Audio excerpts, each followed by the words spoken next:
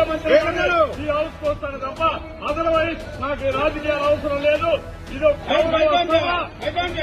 ఇది గౌరవ సభ కాదు. ఇలాంటి గౌరవ సభలో నేను ఉన్నానని మరొకసారి నారా చంద్రబాబు నాయుడు అనే నేను